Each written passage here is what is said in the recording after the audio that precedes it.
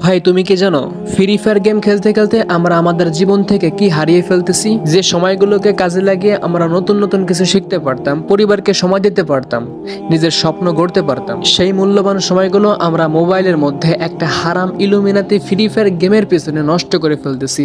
আমাদের জীবনের মূল্যবান সময়গুলোকে তিলে তিলে পুড়িয়ে ফেলতেছি, আমরা হারিয়ে ফেলতেছি আমাদের সম্পর্ক। আমরা যখন ফ্রি ফায়ার গেমের মধ্যে র্যাঙ্ক পুশ করতেছি তখন আমরা আমাদের মায়ের ডাকে সাড়া দিচ্ছি না, বাবার মুখের দিকে তাকাচ্ছি না, এমনকি নিজের আপন ভাই বোনদের সাথে কথা বলার সময়টুকু পর্যন্ত পাচ্ছি না।